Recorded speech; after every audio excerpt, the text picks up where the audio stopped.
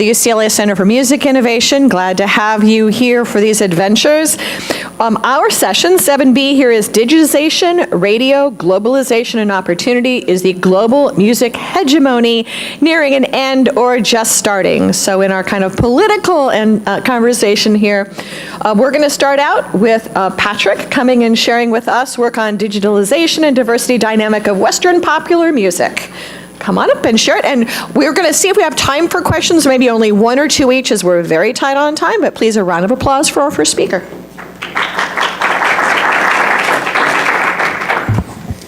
Thank you so much, Gigi. So, I'm Patrick Wickstrom. I think I'm representing Australia here today, so it's great to be here. I'm really excited about this initiative and to present this paper on diversity dynamics in Western popular music. So I'm writing this paper together with two people in Paris, Francois Moreau and Marc Bourreau, so I want to acknowledge their work and contribution to this. This is part of a program at QUT, the university where I'm at, focused on understanding music industry dynamics and using large data sets of all kinds to do that research. And we have both industry partners and university partners working with us, and we're open for business. Love to talk about how we can make our data available to your research and vice versa. So that's the background. So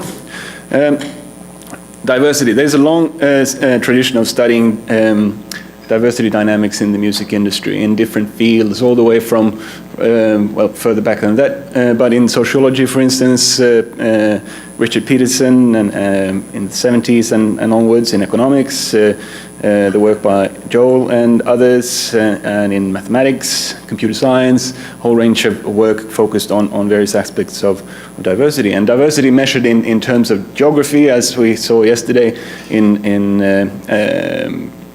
Joel's paper, and focused on acoustic measures and focused on other things such as just turnover of songs in a chart, for instance.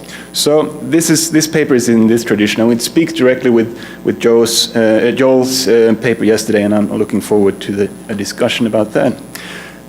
So the data set that we're using is part of what we have in our data collection machine, and it's similar to what Joe used in his study, weekly music charts from a number of countries, and we add metadata to that, primarily from open data sets such as MusicBrainz, but we also use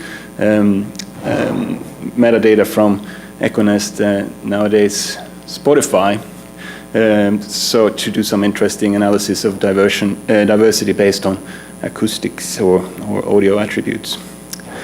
And our time frame is 1990 to 2016. So I will talk about 4 diversity measures in this study, and 2 of them are exactly the same as the ones that Joel talked about yesterday. And I will move really quickly through this, because what we're doing here basically is confirming and just making showing the robustness of this research that Joel and others have done. So local repertoire share focused on where music is produced and how big part of the music industry in a country is produced by or generated by locally produced music. Yesterday at dinner we discussed, this is difficult, and how on earth do you really do that if it's based on an artist where the person is born, or where the person is currently based, or and so on and so forth. And I recognize those problems, but and there are more work to be done in that. But what we've done is a similar approach that Joel and his team has done, and which means that we basically look at how the artist promotes themselves. So if an artist says that I'm a Brazilian artist, then it's a Brazilian artist, regardless if it's being recorded in the US or in Italy, and so on and so forth. We also use international repertoire diversity, which is the inverse of geographic concentration. And that concentration is just based as calculated as a Herfindahl-Hirschman index in a fairly traditional way. So if we look at the first one of these measures, local repertoire share, it basically looks exactly the same as in Joel's study. The blue is the aggregate for all countries, and the paler curves in the back are trying to just get a sense of all the local repertoire share for all the countries in our sample. And as you can see, there's this kind of a stability before the turn of the millennium. Then there's an increase during the first part of the previous decade, and then a decline. So I'm just moving on from that because that is basically what Joel showed in his study. So this is geographic diversity. Again, it confirms the same as in Joel's study, but note that we are using diversity, which is the inverse of concentration. But since we focus on diversity, it makes more sense to use it in that way. And it is a stable pattern before 2000 and decline, followed by an increase. So we'll get back to that a bit later, but I just want to move through those quite quickly because, again, it confirms what Joel showed in his study. Just interrupt if there is any questions or anything at this stage. So moving on to another measure that is really traditional, and that is song turnover. What we look at is we look at the charts and basically a section of the chart and how many of the songs that were in that section 1 week remain a certain number of weeks later. So if all the songs remain, say 5 weeks later, the turnover is 0. If all the songs are new, turnover is 1. So that's how we measure this kind of how we approach that kind of measure. And this is what the data shows us, which is quite interesting perhaps, where not the pattern that I expected, but that it's quite stable until mid of the previous decade, and then a decline, and it seems like that decline continues. At least we haven't seen it any end of that decline yet. Sorry, can you say what the percent means? So 88% means that almost, well, We could be 88% of the songs last week or in the chart this week? no, 88% of the songs are new. So if it would have been 100%, all the songs would be new and high turnover. Yep.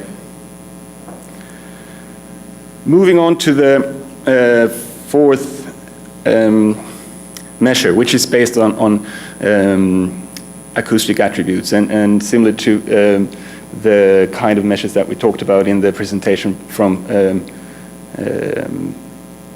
Anusha, thank you, earlier. So we're interested in how does the music actually sound, and how can we measure diversity based on what kind of music we actually listen to. And we're using, as Anusha talked about in her study, there are a range of different ways of doing fingerprinting and assigning attributes to songs, and we're using one that was developed a number of years ago by Brian Whitman. He created Echo Nest based on his technology, and that was then required by Spotify, so it's now part of Spotify's fingerprinting technology. So, and this is, if nothing else, it's a bit fun. And one of the things that we can look at using this is how music change over time. So this is not part of this study, but anyway, it's if we look at one of the attributes that in the Echo print approach called danceability, which obviously is focused on rhythm, we can look at things like this over time. This is a time series from early 1960s, late 1950s, and we can see the rise of disco music and so on and so forth, and we can see similarities between the green and the red curve, which is Australia and the UK, and how there are perhaps differences between those two countries and the US. So, and similar things with speechiness, which is another attribute which captures the rise of rap music, for instance, and how rap music was in the charts in the US before it came into most other countries. But this is not what we're using it for. We're using these attributes to capture diversity. So is there a big difference between the kind of music, a big diversity between the kind of music that is in the charts or not? And we're using danceability, speechiness, valence, liveness, acousticness, energy, and instrumentalness. I'm not going into how that algorithm works. There's plenty of material to read about that, and I can give you the link, links to the papers where the algorithms are presented. But if we go to this chart instead, where we capture all this data for all the songs that we have in our data set, we can see that acoustic diversity during this period basically declined from the first data point to the last one. There is a bit of an increase perhaps in the middle of that time series, but all in all, it's a decline of acoustic diversity. So what does that mean? It means that even though we listen to music from a greater number of countries across the world, the music sounds more similar. It doesn't matter that much if music is from Brazil or from Italy or Japan, it sounds more similar. So if we put these four measures together, it looks like this. And one thing that I'd like to emphasize, that we're not trying to make any kind of causal relationships between anything here. But there are some observations, and I'd like to propose a lens, so perhaps some way of thinking about why does this happen, why does it look like this.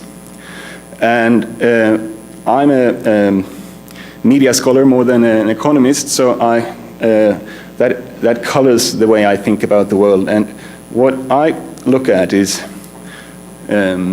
media innovations and different kinds of media innovations during this period. And we all know about these. So in the 1999 and 2001, something like that, we had Napster and we had iTunes. In the mid previous century decade, we had the emergence of the global social media platforms, Facebook, YouTube, and so on and so forth. And then we have the streaming platforms, maybe 2009, depending on how you look at it.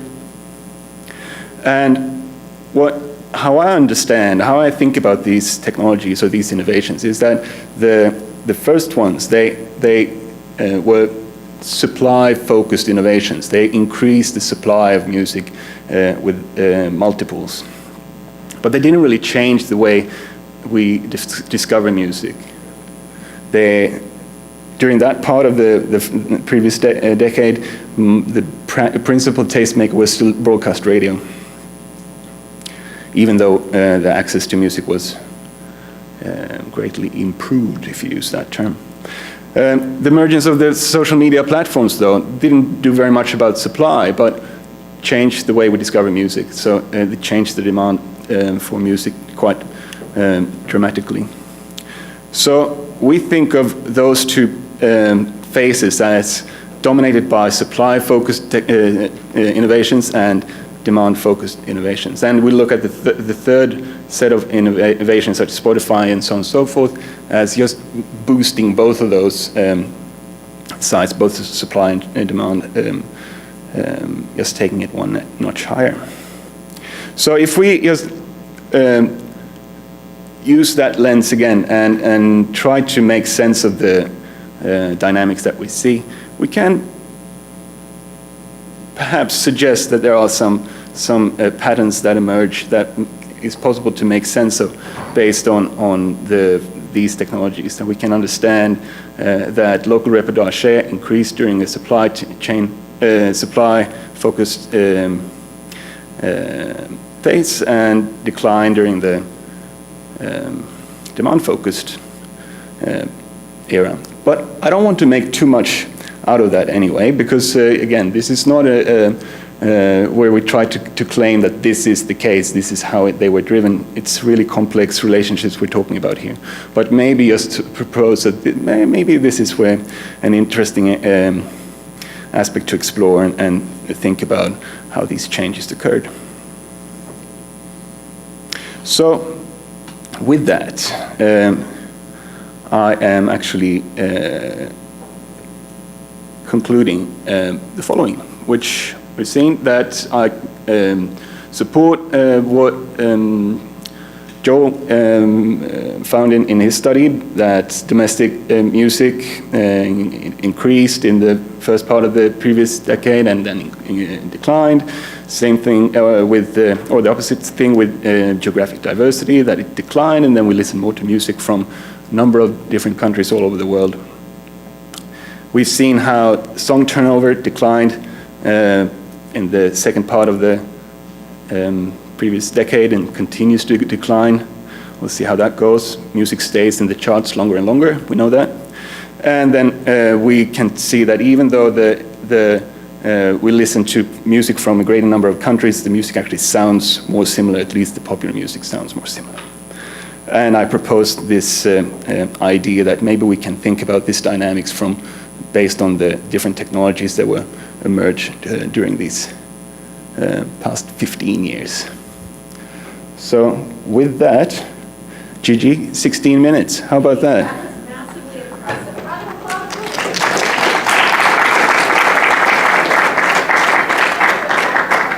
And you know, that's actually impressive all by itself. Do you have time for one or two questions? Yep. Of course. Microphone? Thank you very much. Is it possible to give us a little more detail on how you operationally defined acoustic diversity? What were the variables?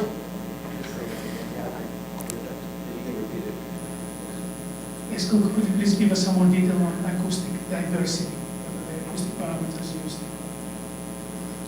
Let's see if I can go back to this. No, that's not the slide. This one. So I cannot get into the analysis of how the... Define the stability of speech in the sky. Yeah, so I'm sure Anusha would be able to do that better than I can. Yeah, so what these features try to capture are related to different aspects of the song. Some of them are fairly straightforward and how you can understand them on a conceptual level. For instance, danceability, as we talked about, more focused on rhythm and how stable that rhythm is throughout the song. Speechiness focused on the vocals and so on and so forth. But I tried. I don't feel confident enough to explain exactly how they're defined, but refer to primarily Whitman's papers on how they were, the physics behind it, if you want. Would we agree that they are not really orthogonal? They are interior. Oh yeah, definitely, yeah. One more question?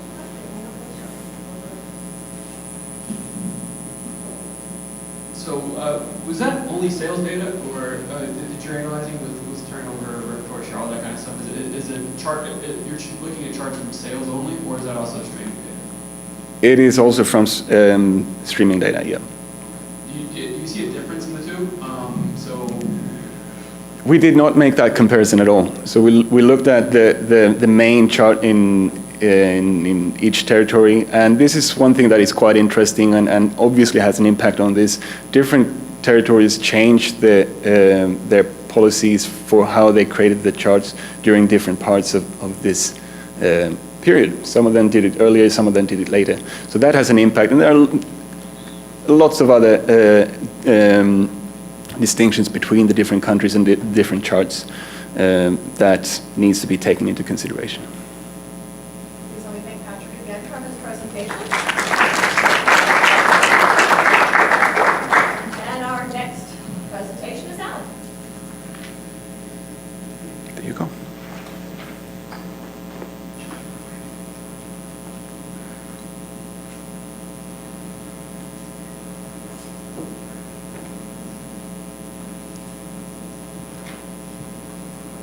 Okay. I don't use an Apple. There's an open grid in the back, I think, that if you close these up, I'm so not a Mac person.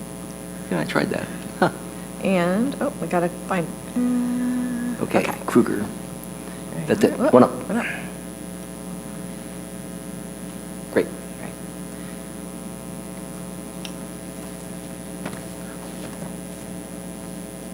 Well, thanks so much. I'm going to be looking at a different kind of diversity in terms of family background. And kind of what motivates me is every autobiography I read by a famous musician starts by describing how poor the family was in which they grew up. I don't know how representative that is. So what I wanted to study is whether music provides an opportunity to make it to the top 1% or top 1/10 of 1% for disadvantaged individuals compared to other fields. So what I'm going to do is compare the family backgrounds of superstar musicians, I'll explain how I define that, to top CEOs and well-paid professional athletes. I'll also make comparisons over time. I'm going to compare 1976 to 2016, the musicians who had songs in the top 100. That'll be a second comparison that I do. This is very preliminary. The world has not seen this before, so I really welcome your comments. These are the 4 samples that I look at. The Billboard Top 40 Moneymakers in 2014, 2015, and 2016. That's more than 120 people because you have some bands, fewer bands today than we used to have, if you look at the top income earners. So that, you'll see in a moment, it's 174 people who I have income data on, and according to Billboard, they're the top earners. To have a comparable sample over time, I look at 1976 to 2016, the musicians who were in the top 100. You can think of this more as the flow of popular performers. And again, there were more than 100 individuals. In 1976, there were 264 individuals who were part of the bands in the top 100. And in 2016, there were a lot more solo performers. There were only 124 that we could potentially collect information on. I'll tell you in a moment how I collected family background information. Then for CEOs, we use data on C-suite executives, so it's not only CEOs, they're the highest paid executives in publicly traded companies. These are not the highest paid executives necessarily in the US, but they're pretty damn well paid. And they're mostly CEOs, although in some cases you have the general counsel or the CFO. And then finally for athletes, I take the Forbes 100 list. This is an example from Billboard, the top 4 from 2015. Taylor Swift was number 1 at $73.5 million. And you can see most of that came from touring, $61 million from touring. Kenny Chesney was number 2 at $39.8 million, $38 million from touring. The Rolling Stones at almost $40 million.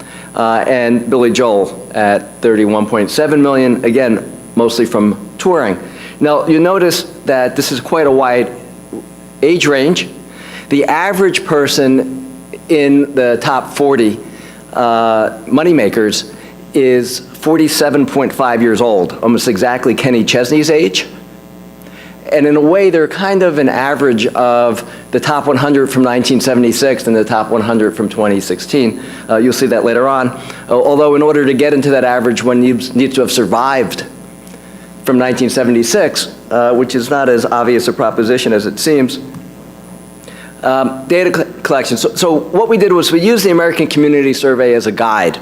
We looked at all occupations in the American Community Survey, put them into brackets. So if someone's a janitor, that puts them in a particular percentile of the income distribution. Someone's a lawyer in a percentile of the income distribution. And then we looked up, as best we could, the backgrounds of the individuals in all of these samples, and we tried to do this as consistently as we could. And we roughly classified people as coming from families that were in the bottom 10%, bottom half, or top 10% of the income distribution. I have no doubt that we made some classification errors. The best I could say is we tried to be consistent in making our errors. And sometimes this was difficult because someone could be doing quite well and then their parents could get divorced. A parent could have a mental or physical health problem. So how do you classify them? We tried to look at their circumstances through most of their childhood. And we collected information on race, gender, age, mortality, whether they had two parents in the home, whether the parents came from the same industry. So was the parent a musician? And here, musicians broadly defined. Could have been a music teacher, could have been a superstar musician. And we did identify those whose parents were, I call them superstars. They made a pretty good living in the same profession. So we could look at dynasties within these different fields. So this describes our sample in a little bit more detail for the musicians. The highest income earners, there were 29 groups. 119 individuals were part of those groups. There were 55 solo performers. That leads to 174 people. We didn't try to apportion the income. If somebody was clear that they weren't getting a decent share of the income, we did not include them, so we tried to kind of keep the core of the groups.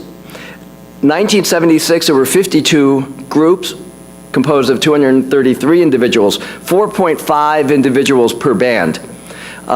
You'll notice 2016, there were only 14 groups in the top 100, 3.2 individuals per band, a lot more solo performers. So that's why we have fewer individuals in 2016, and it's one of the ways in which the music industry has changed. Now, here's the bad news. We weren't able to track everybody down, and it was especially hard to track down the musicians from 1976 because there was no internet in 1976. But we're still working on that, and hopefully I'll be able to improve beyond the 48% that we were able to track down. We got 89% of the athletes' backgrounds, 76% of the 2016 musicians, 82% of the Billboard highest income earners, and half of the C-suite people. It's hard, you know, it's interesting. You would think the top 200 publicly traded companies, some of them, the CEOs are pretty obscure, even though they're paid a lot. So here are some examples. Taylor Swift, her father was a financial advisor, her mother was a marketing executive, she was from Pennsylvania. We classified her in the top 10%. Glenn Campbell, his mother didn't work, his father was a sharecropper in Billstown, Arkansas. We put him in the bottom 10%. John Legend's father was a factory worker, his mother was a tailor. He was from Springfield, Ohio. He attended University of Pennsylvania. We put him in the bottom 50%, but not in the bottom 10%. These are the athletes, and you'll notice these are not confined to the US, although on all of the lists they were mainly from the US. I hadn't realized Drew Brees' parents, both of them were lawyers. We put him in the top 10%. CEOs, Ken Chenault, CEO of American Express. His mother was a dentist, his father was a dentist, mother was a dental hygienist. We put him in the top 10%. Lloyd Blankfein, classmate of Ben Bernanke's at Harvard, although they claim they didn't know each other. His father was a postal clerk, mother was a receptionist. We put him in the bottom half. Marilyn Houston, who is the CEO of Lockheed Martin. Her father left the home, mother was a cafeteria worker. We put her in the bottom 10%. This shows you the incomes of the right tail of the C-suite athletes and the musicians. The highest paid and the lowest paid on our list. And what jumps out at you, it's better to be a well-paid executive than a superstar musician in terms of your income. The highest CEO was paid $141 million. Remember, these are only publicly traded companies. If you look at hedge funds or privately held companies, CEO compensation could be higher. Athletes, the highest paid, made $93 million. Musicians was Taylor Swift, $73 million. Then if you look at the bottom of our list, the lowest paid of the, I'll call them CEOs, was $12.5 million. The lowest paid of the athletes was $21 million, and the lowest of the musicians was just $1.1 million. To give you a rough idea, we're talking about the top 10th of 1%. This shows you the cutoffs in the US income distribution from IRS data.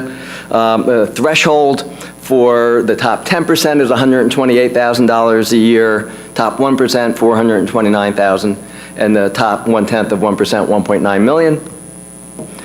So this shows you initial set of results.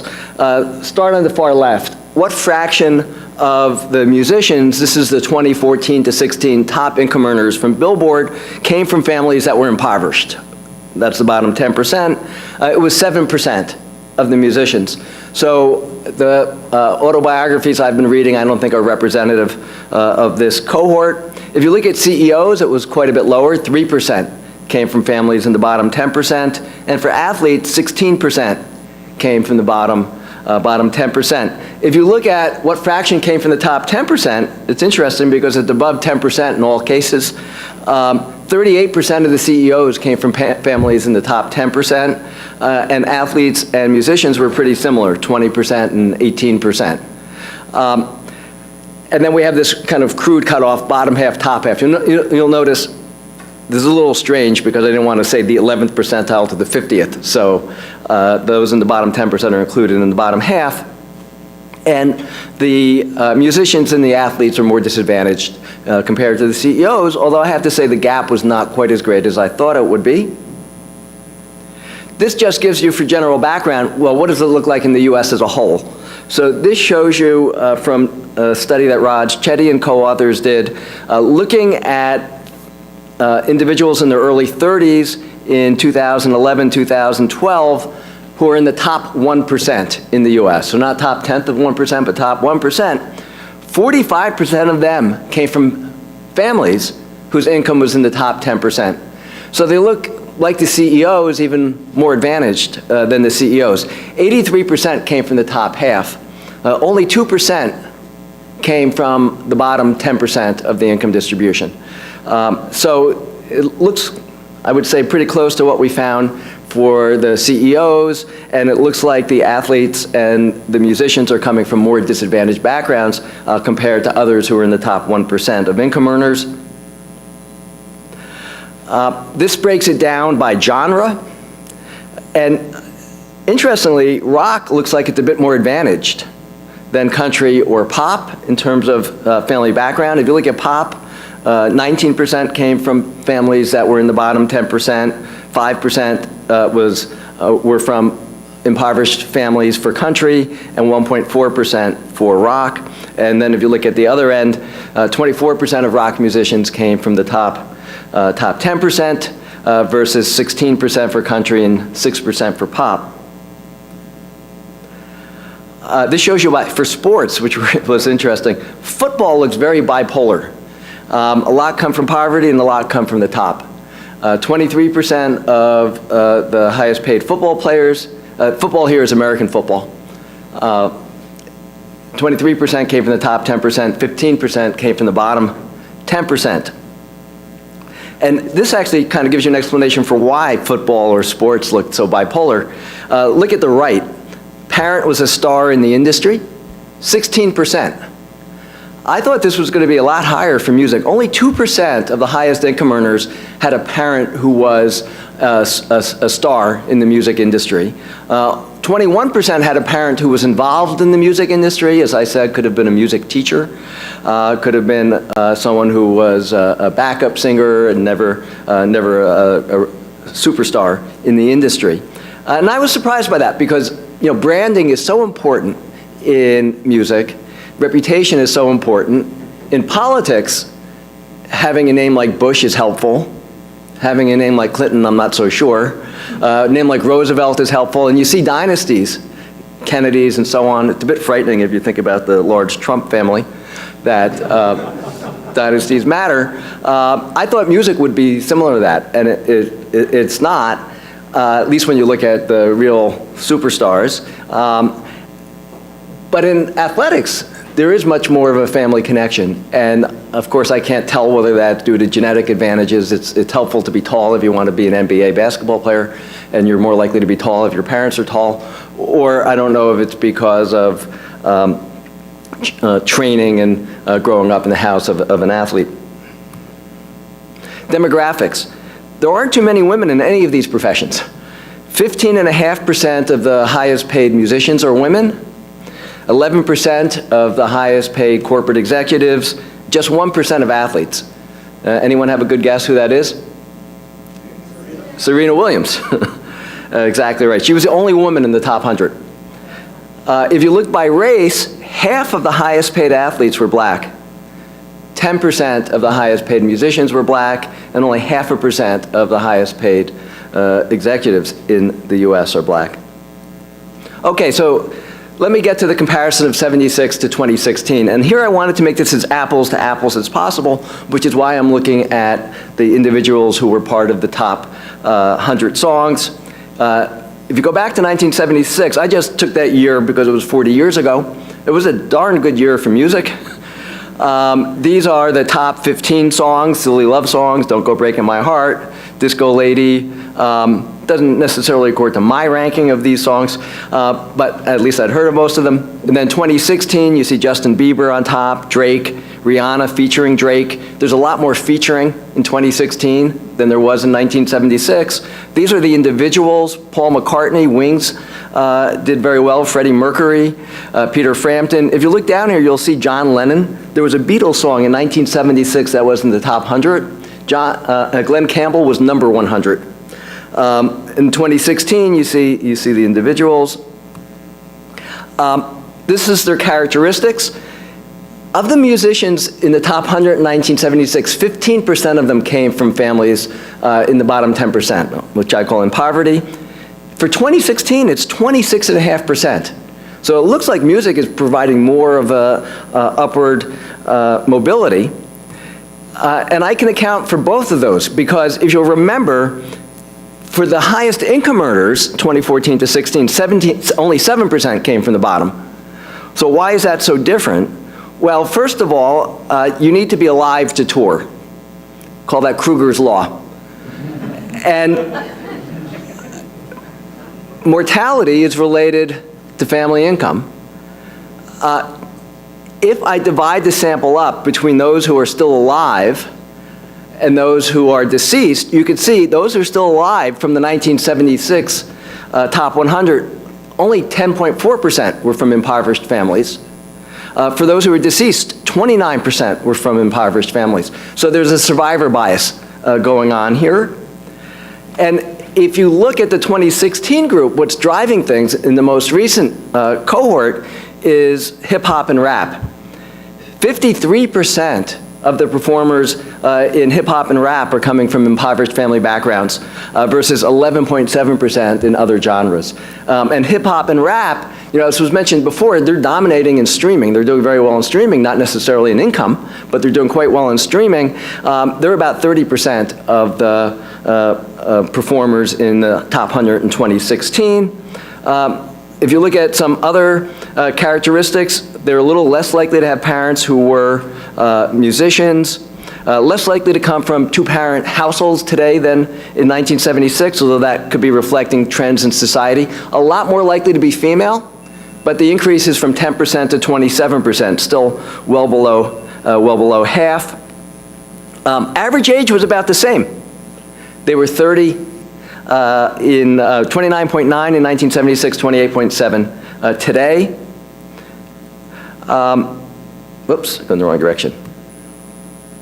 Why don't I just skip to the end? So what do I take away from this? Well, I think music does provide an avenue for greater upward mobility in terms of all the way up to the top, in terms of a chance to make income in the top 0.1%. And it also seems to be more meritocratic than business or sports in that having a parent in the same business seems to matter less. On the other hand, the downside risk is much, much greater. A mediocre CEO does really well. A mediocre person on a path who wants to be a CEO does really well. A mediocre or even a really, really good musician who's not a superstar doesn't do so well. So of course one has to take the risk into account. I think the trends for women in the industry are encouraging. The rise in solo performers is very interesting. That could be driven by economics. It could be because of the increased skew in the income distribution. It's better to be a solo performer. It's sort of the 1/n rule. You're dividing the revenue with fewer people. Or it could be driven by technology. I'm amazed when I listen to Jacob Collier how he could produce so much music all by himself. So I'm planning to extend this in some respects. I want to add more years from 1970s, and I also want to do more to look at the classifications.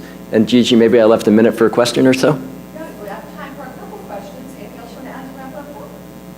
Anything else you want to add to wrap up? No. Just any questions? For Alan, who's president.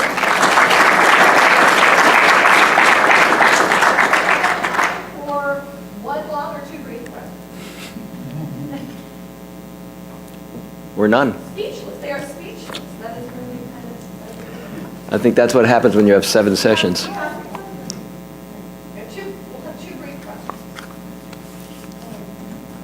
When you were doing these studies, what was like one of the most personally surprising metrics that you discovered? Mortality. 26% of the group from 1976 is deceased, and the fact that it's related to their family background was surprising to me. I know there's a relationship between income and life expectancy. I was surprised in a sample of 200 I'd be able to pick that up.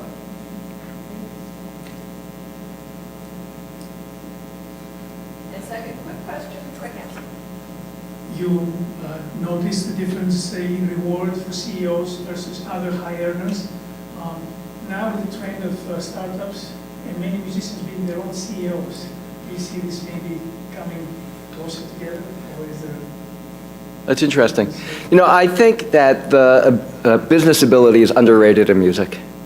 And if you look at the people who are successful in the industry, a lot of it is business acumen. A lot of it is luck. I mean, I don't want to understate the role of luck, which is another reason why I want to increase the sample, because I think timing and luck are really important. But I think if you follow a career of someone like Bruce Springsteen or Bono, business acumen is extremely important. And positioning themselves, positioning their careers, longevity is really important. So in a way, I think we're moving in a direction where performers are their own managers, and more their business skills will probably matter even more. Thanks. And thank Alan for his presentation.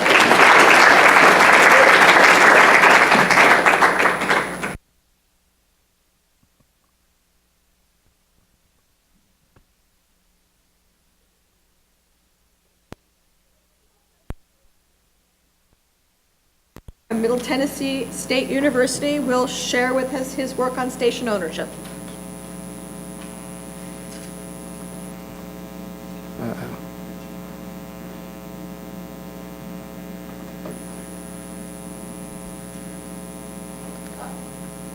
Adobe sign-in? We have a...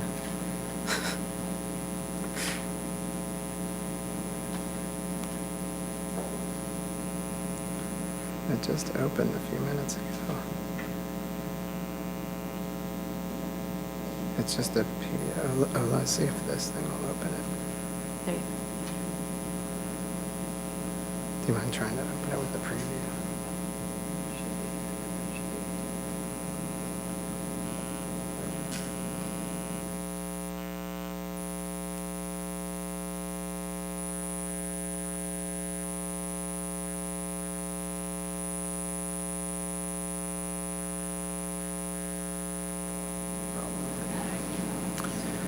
Okay, well, thank you for your patience and your attention. It's been a long day. I'll try and make this as exciting and painless as possible. This is some work co-authored with one of my colleagues, Mike Roach. We're both at MTSU, part of the Nashville contingent that has invaded LA this week.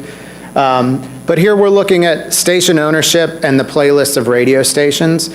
And it's a little bit misleading. I'm going to use most of my time to talk about this, but there's been so much discussion about streaming this week, and that's what I've been working on all summer. And so I don't have any results or anything of that exciting to show you, but I can at least show you some data about consumer demand for these different streaming devices or streaming options and what they're subscribing to and using together.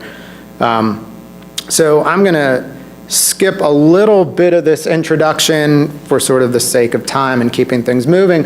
But basically, the short version of the story is this, that particularly economists when they're thinking about mergers or thinking about competitive issues and these sort of IO sort of stereotypical questions, they've historically focused a lot on things like price, okay? But in some industries, such as broadcast radio, yes, we talk maybe a little bit about advertising costs or whatever, but that's not really maybe the biggest thing that we should be wondering what happens. And so this study, and it's certainly not the only one, we have sort of experts sitting in the room, but we're going to look at what happens when there are changes in ownership of radio stations. And our focus in this is really driven by the question of, can we say anything about whether these large corporate owners, your iHearts, your Cumulus, okay, are they doing things that are different than what smaller players might be doing? And then sort of moving beyond that, how are these big players responding to competition in the markets that they do enter? Okay, and so if you want to think about this, our focus really on this is this sort of distinction between the large players in the radio industry and sort of the smaller players.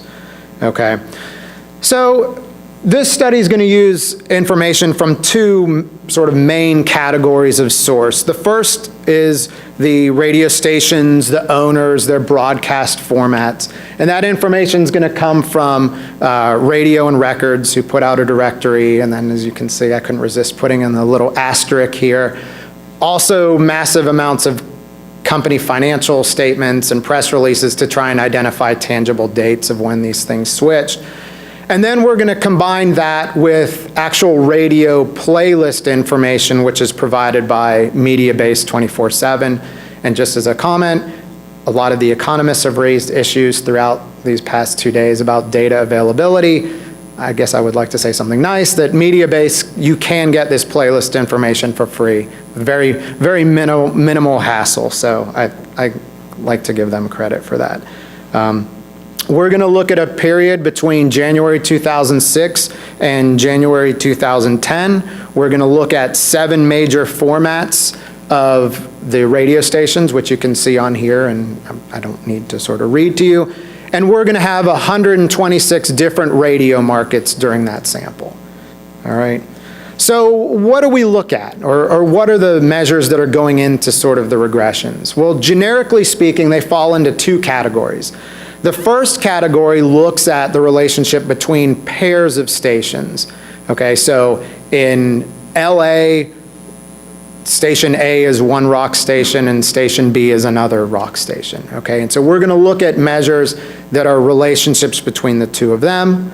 All right, and we're also going to supplement that with a sort of second section of the paper that looks at more station-specific variety measures. Okay. So I want to be sure to give clear and proper attribution. The first half of this study would not be possible without Andrew Sweeting's paper on basically the same topic. And so we're going to use for the first half of our paper 2 of his measures. Okay, so if you want to think in a big picture sense, what are we trying to do here? What we're trying to do is we're trying to say, look, we've got 2 different radio stations. They both identify as country. How can we measure how similar they are or how different they are? Because country, and this is true for any of the categories, but country can mean lots of things. Are they playing Glenn Campbell, who just passed away, or is it all sort of the bro country and Sam Hunt and all that stuff? Okay, and so just these categories are perhaps not refined enough to do some of the things. So these are the 2 measures. One's an angle measure, which I'll show you in a picture in just a minute to help explain. And the other is essentially a measure of how unique each station's playlist is relative to the other one. So are they playing all the same artists? Am I playing a bunch that the other station's not playing? That type of thing. Okay. So I like examples. So here's my example just to kind of, again, give you a simple illustration about the angle calculation. So suppose we have, this is some market, and we've got 3 radio stations, A, B, and C. All right, we have a very limited music library here. They're able to play 2 artists. We've got the Rolling Stones, and we've got Guns N' Roses. So Guns N' Roses was sort of the music of my youth, and so nothing made me feel older than when I heard Guns N' Roses on classic rock radio. I sort of felt felt old that day. But so station A, it's not a very diverse station here. They're playing all 10 of their songs are going to be Rolling Stones. Station B is doing the exact opposite. Okay, they're not playing any Rolling Stones. They're playing all Guns N' Roses. And then we've got station C that's playing a little bit of both, but playing more Rolling Stones. Okay, now this is sort of a rhetorical question at the bottom and not one that's particularly hard to answer. Which of these pairs are more similar or dissimilar? But it leads to the picture that kind of shows the logic behind this angle measure. So if you thought of these playlists, and if you think about a real playlist, right, you've got, even it's something that you might say, well, there's no variety on this station. They've still got hundreds of songs. So this is a silly example with 2. But you think of it as a vector, and you can calculate the angle between these stations. So here you can see station A is the blue line, station B is the red line, and station C is the green line. I have the angle information up there just to kind of show you the basic idea. And so with this measure and with the proportion measure, the thing that you want to keep in mind is if the number gets bigger, the difference between them or the differentiation between them gets bigger. Okay, so if you look, this is from the paper. This is the only sort of table like this. Most of them are bullet points. But that first column, that's basically Andrew Sweeting's finding. Okay, we're pretty close to his actual coefficient there. And so it's a positive 0.8. What does that mean? I don't know. It's like trying to teach undergrads about utility, and they say, well, what does 231 utils mean? Okay.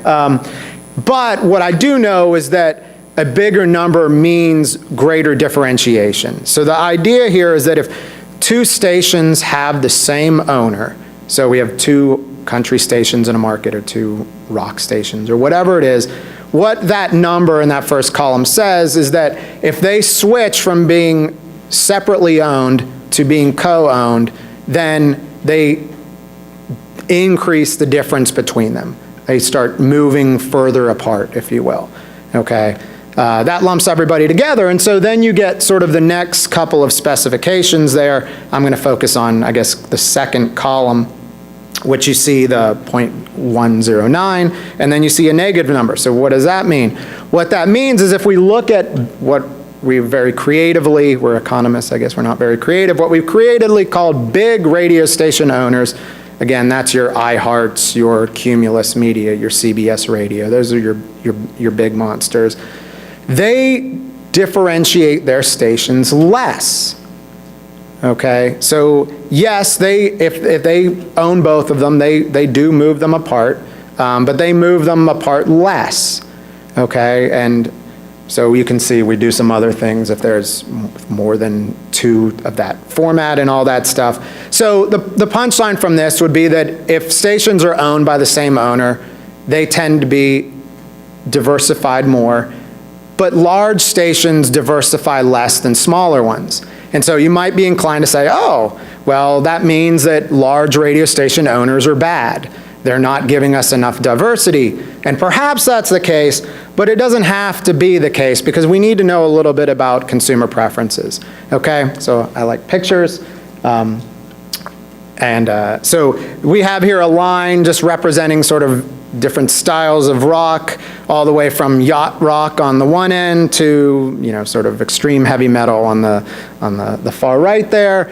And what my little density curve there, just showing sort of where consumers are. Now, I'm making this up. I don't know that this is true, but I'm just sort of using this as an illustration. So suppose we have station A and station B. And again, if you don't like probability and statistics, all you have to think of is the higher or the fatter the curve is at that point, the more consumers have that taste and preference. Okay, so to look at this, you'd say not many people really like heavy metal all that much. More people are in the yacht rock realm. Okay, so let's just say that before some merger, we have a station A and a station B. If they happen to be co-owned or they become co-owned, what happens? They become differentiated.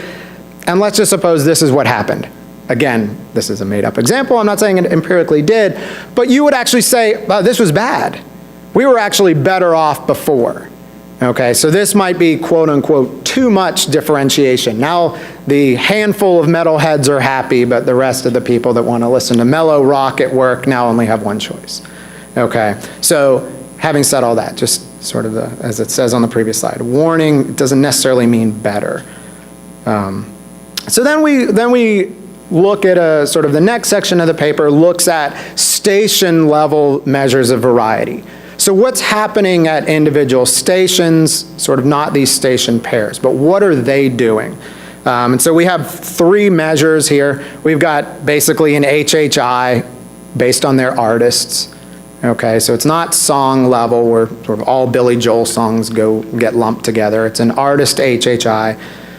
We've got another measure that's the percentage of the spins that they have that are devoted to the top 50 of their artists. So this is not based on a chart. This is just saying, hey, the 50 artists that you play the most, what proportion of your total plays are devoted to them? Okay, and then for large national owners, we also look at how you deviate from the playlists of your other stations. Okay, so we basically figure out the average playlist of iHeart for that format in other cities and compare it to this one. Okay, so excluding this particular market. All right, so no tables here, just bullet point slides.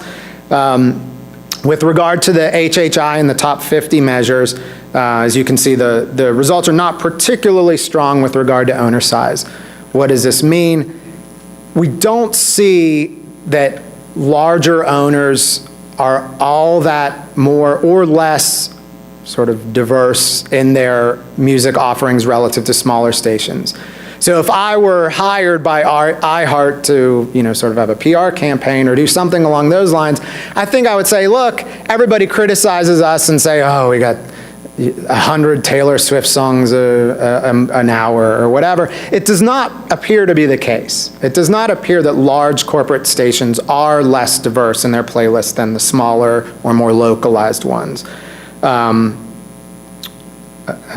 Additional competitors increase the variety, which I think is interesting because it's showing that as an entrant comes into the market, it's actually changing what we do, and so we are responding to that. The deviation measure, this is again, if you want to think about it, this is a subsample that's only the large corporately owned stations, again, your iHearts and so on. And this is looking at how does my playlist and market and the Los Angeles market, how does it differ from what I'm playing on average in all the other markets, and then how is that influenced by things, okay? And so kind of the punchline number 1 here is that whenever a new competitor is in the market, there's an increase in their deviation from the national playlist. So in other words, if I face another country artist, or sorry, another country station in my market, I may move away from this sort of national programming. Now, I'm not saying completely, but I'm going to move away a little bit. And so if I were to criticize the large corporately owned stations a little bit, I guess I would say that there must be some sort of notion that if moving away from the national playlist makes me more attractive to the local market, which means sort of working backwards, maybe I'm not actually paying that much attention to the local market unless I have a competitor. One of the interesting things is this on this?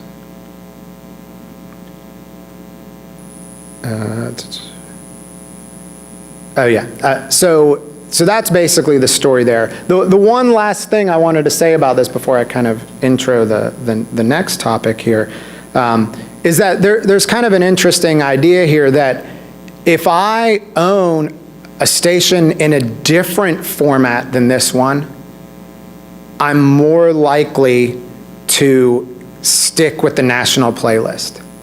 So if this is the only station I own in the market, regardless of format, I tend to maybe look a little bit more at the local conditions. But if I own it in another format, I don't pay as much attention. And I think the reason for that, sort of our hypothesis, not really a testable hypothesis, but our hypothesis here is that if you don't like my station, you're going to switch to another one, and I own one of them. So any loss of or I shouldn't say subscribers, of listeners could be to my own station. So I'm internalizing some of the potential downfall from not catering to the local tastes and preferences as much, okay?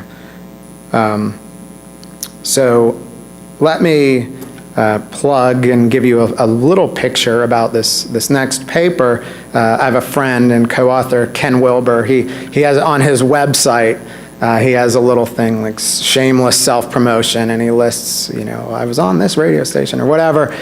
So I sort of stole the idea of shameless self-promotion. But what I've been working on this summer is sort of the adoption of premium and ad-supported music streaming services.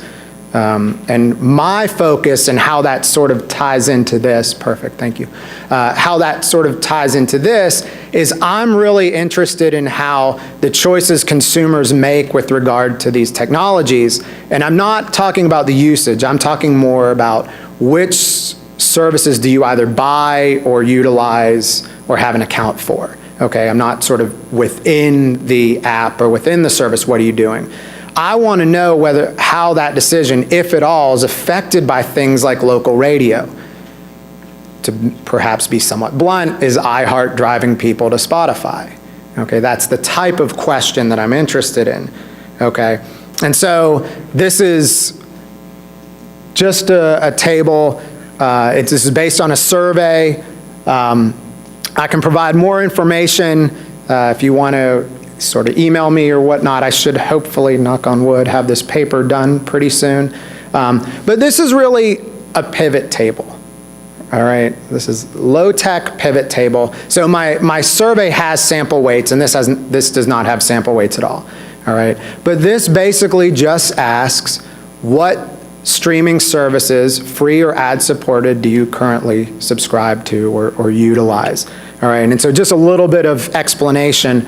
So the far column labeled total perhaps is a bit misleading when you look at the other columns. That's the percentage of people in the survey that indicated that they subscribe to that. So for example, 12.3% in my sample are Spotify premium users. Okay, you can see the biggest one on there is the Pandora advertised supported, which is about 37%. Okay, so that's the far right. If you look at the sort of the other part of the table, that tells you conditional on subscribing to this service, what do you have also? All right, except for the yellow cells. So the yellow cells say, if conditional on subscribing to this, is this the only thing you subscribe to? And so you can see 64% of Spotify Premium subscribers only use Spotify Premium. All right. In contrast, we've got the Amazon Music users, far less, 44% only use that. So a lot of them are using other things. And so if you look at this, again, I'm sort of running low on time, and I know we want to get to our fourth and all that.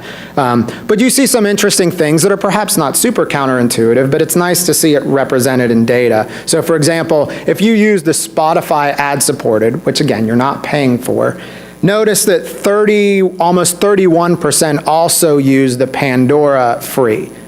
They're just signing up for free stuff, right? And they're not particularly invested. Whereas that same percentage of, if you do Spotify Premium, only about 12.5% to 13% are also using Pandora. Okay, so this is just kind of the rough picture of the data. And so what I'm trying to do in this paper, and like I said, please come see me afterwards or grab me and I'd be happy to send you the paper when I'm done with it. But I really want to look at these patterns in consumption. All right, sort of the complementarity and substitutability between the different streaming services.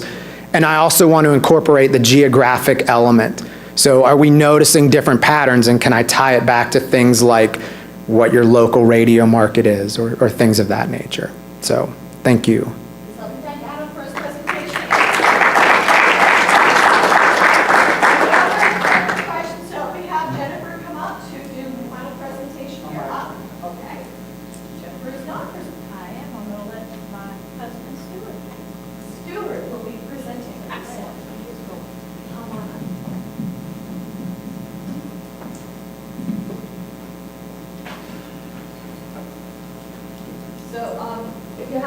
questions though for Adam, please join us afterwards. And are you finding yourself? I think so.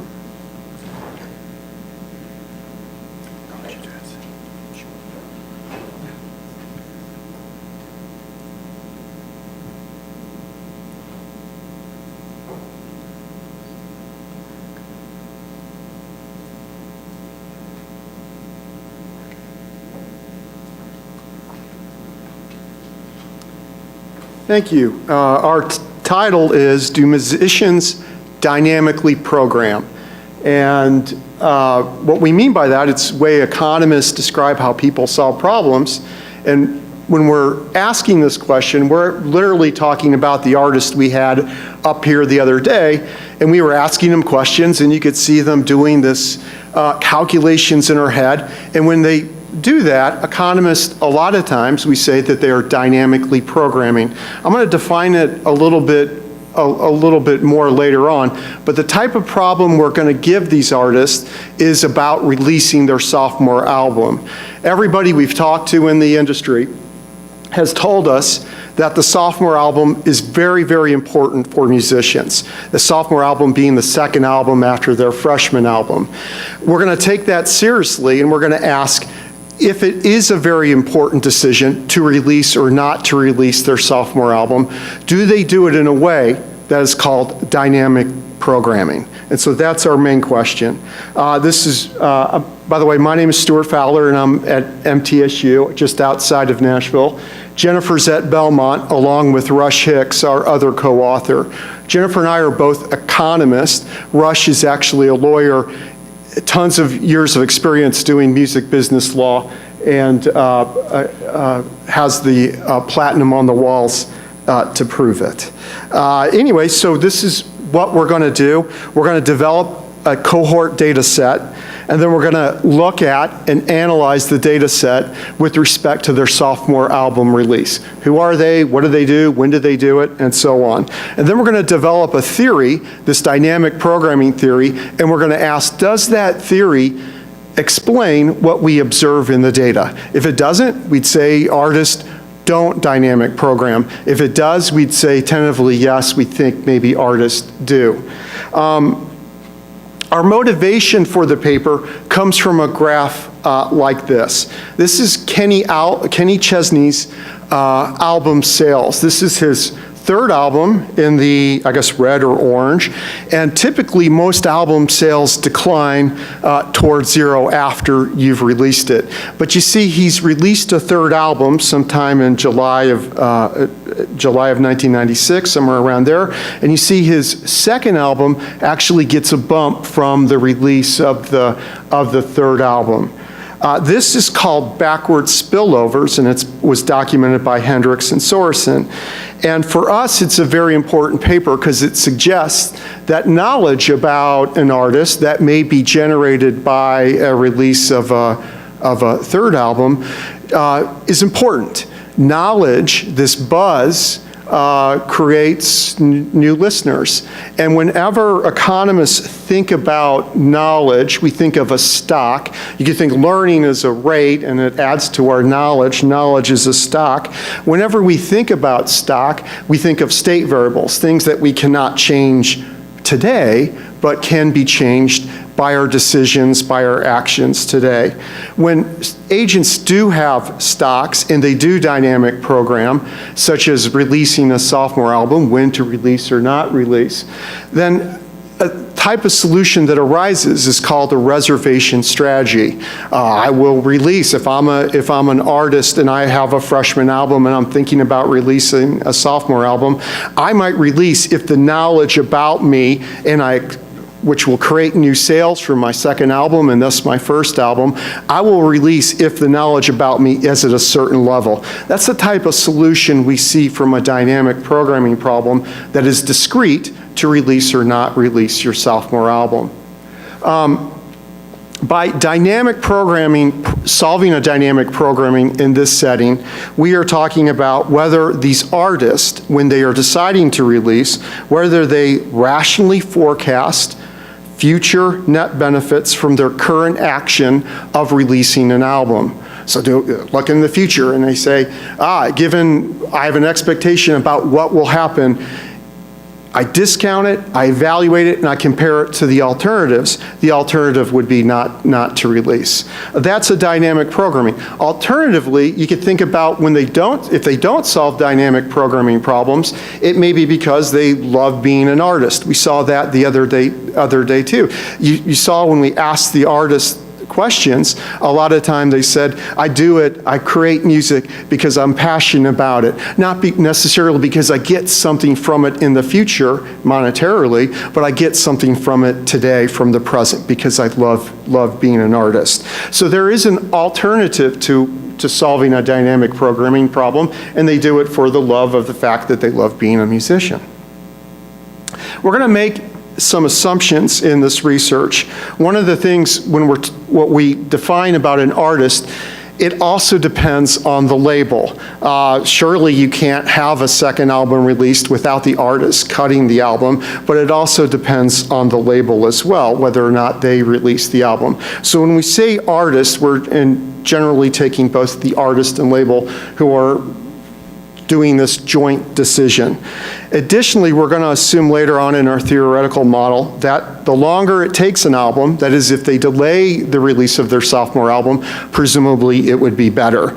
If I had more time to work on this presentation, it would probably be better. An artist writing a better song, taking more time, presumably will be better. Additionally, we're also going to assume that making an album is costly. Vogel has it between $200,000 to $300,000, an average cost for an album. And next, delaying a release has opportunity cost. You forego any of those backward spillovers, and you also forego the sales from your sophomore release. That being said, I'll go ahead and skip over important research to ours and go straight into the data. What we did was we used Nielsen Music Connect, which has data on sales, album sales, which include both digital and physical albums. It also has data on digital tracks and also on streaming. We use all this data, and what we do is create what economists call a panel data set. We pick a year. For us, 2013 is our year. And what we do is we look at all the artists who are on heat seekers during that year, and we develop a panel data set from there. In that way, we're trying to control as much of unobserved characteristics as we can by creating this cohort data set. Now, there are problems when doing this. A lot of people, heat seekers, by the way, is a Billboard chart, and it is for up-and-comers, people who typically haven't charted on their top 100 before. Unfortunately, a lot of artists will combine acts. They may have been on Billboard Top 100. For example, in our data set, Kelly Willis and Bruce Roberson, who are accomplished artists on themselves, got married and created Willis and Robeson. So we don't want to include them because they're really in a different part of their decision making. Yes, sure, as a joint act, they're thinking about releasing a sophomore album, but they've already released albums before that. Additionally, we'll typically drop comedians and Barney and Elmo, even though they're serious commercial endeavors, we're really looking at musicians as well. In terms of what we end up, we get a data set, a panel data set of artists born into the world in 2013 who have released one album, and we're going to follow them over all the way from 2013 all the way to June, just last month, or 2 months ago, to June 2017. We get a total of 66 artists. Again, a lot of it we had to drop, and a lot of time people show up multiple times continuously on the Heat Seeker album. Here it is. Here's the sample of our artist. If you look close, you may think you see somebody. As somebody you know, I have no idea who any of these people are. But if it were 1988, I'd know every single one of them on Heat Seekers. I guarantee it. That's when I was in my formidable music learning. We're going to call album 1 A1 and album 2 A2, and we're going to to be able to compare them, we're gonna use the Nielsen equivalency standard. Like 1/10 of a track is equivalent, or excuse me, an album, 1/10 of an album is equivalent to a digital track, and streaming 1/1500. So that way we could compare apples to apples.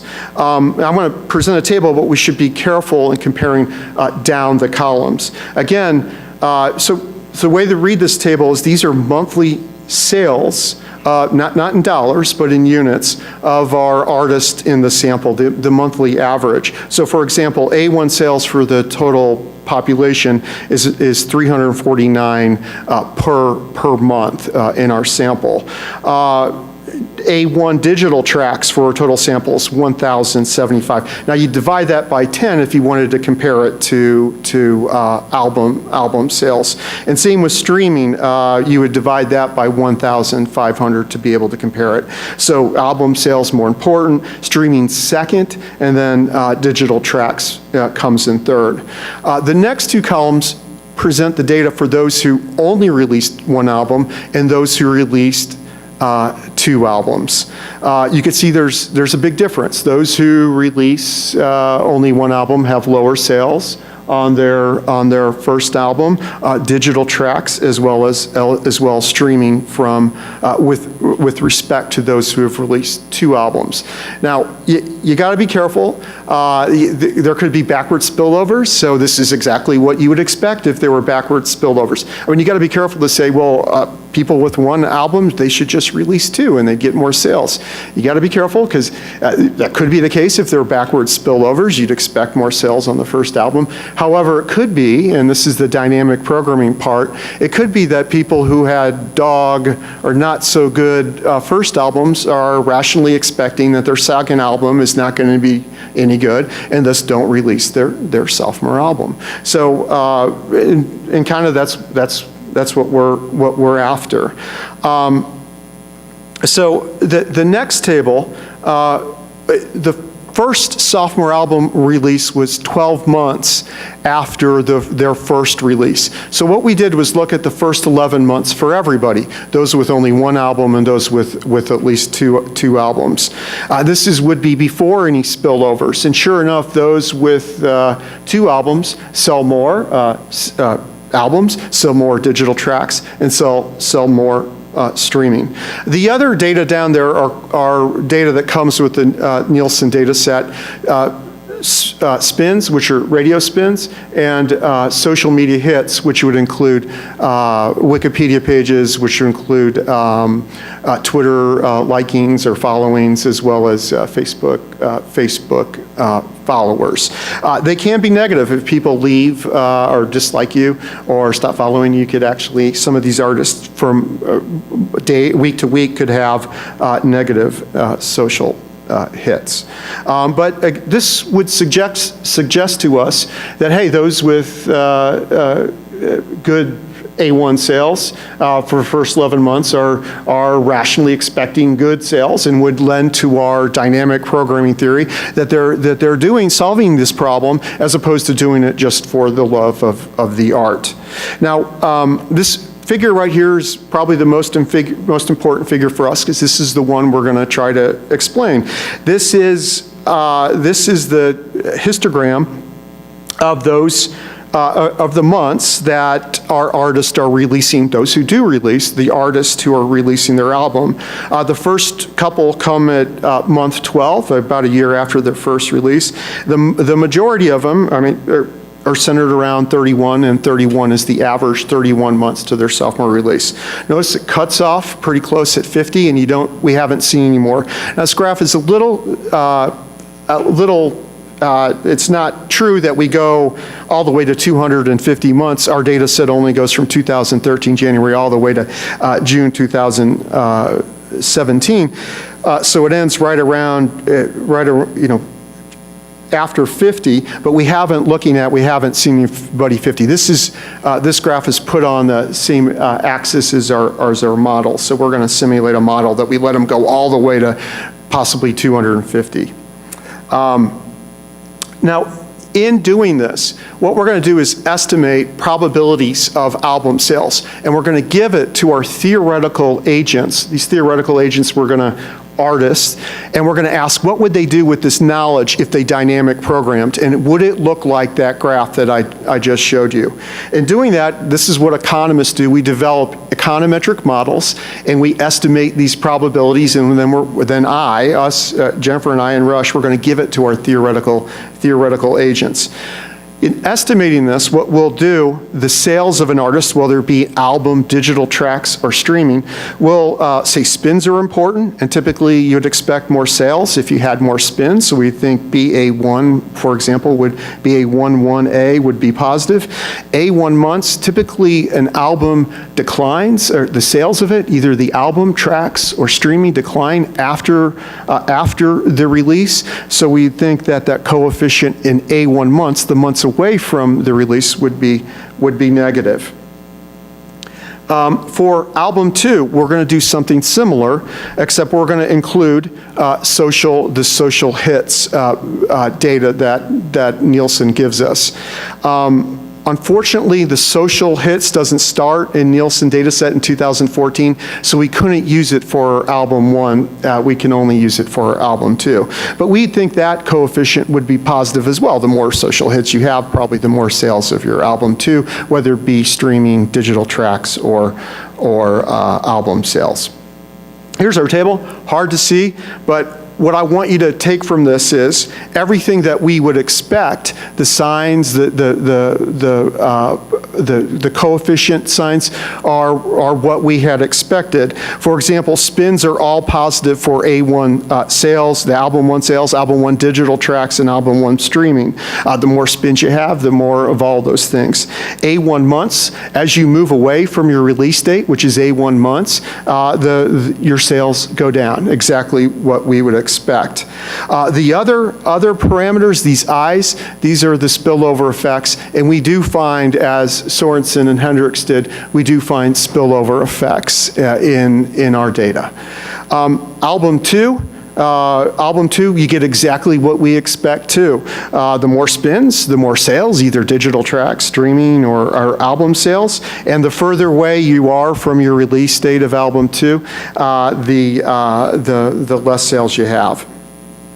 I'm going to go to the model, and I'm not going to spend a lot of time on the model, but those estimates we're going to give to our theoretical artists, and we're going to form a problem for them with this information and let them use that information to forecast the future.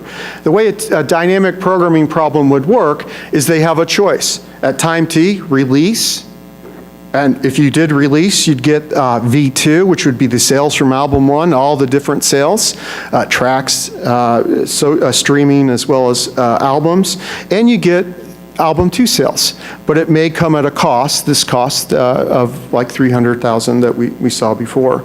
Alternatively, if they don't release, they just get their album 1 sales plus the discounted value of being somebody tomorrow who's facing the same problem.